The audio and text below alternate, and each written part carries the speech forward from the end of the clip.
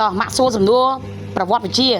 តើប្រទេសកម្ពុជាមានស្ថានីយ៍បុរេប្រវត្តិប៉ុន្មានអ្វីខ្លះស្ថានីយ៍ប្រទេសកម្ពុជាមានស្ថានីយ៍បុរេប្រវត្តិចំនួន7មានដូចជាស្ថានីយ៍មលូព្រៃស្ថានីយ៍លាងស្ពានស្ថានីយ៍ព្រៃឆ្លងស្ថានីយ៍សំរោងសែនស្ថានីយ៍ភ្នំក្បាលរមៀសស្ថានីយ៍ព្រះនេត្រព្រះនិងស្ថានីយ៍អន្លង់ផ្ដៅឥ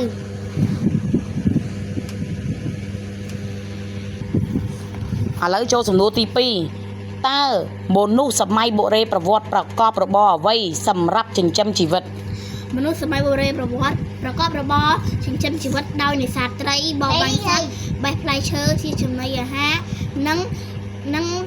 ចេះដាំដំណាំបន្ទាប់មកពួកគេចេះដាំដំណាំហើយចិញ្ចឹមសត្វបន្ថែមទៀត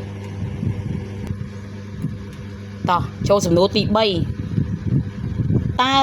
មានសម្ភារៈអ្វីខ្លះដែលបានបន្សល់ទុកពីសម័យបុរេប្រវត្តិសម្ភារៈដែលបានបន្សល់ទុកពីសម័យបុរេប្រវត្តិមានដូចជាពន្លាកព្រួញញញួរពូថៅផ្លែសន្ទូចដែលកណ្ដៀវធ្វើអំពីចង្ស័កលង្ហិនដែកនិងអំពីថ្មរំលីងរីឯកុលាលភាជន៍មានដូចជា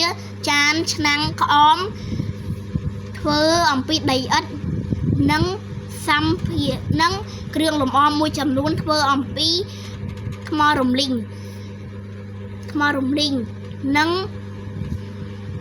និងធ្វើអំពីថ្មរំលីងនិងសំបកខ្យង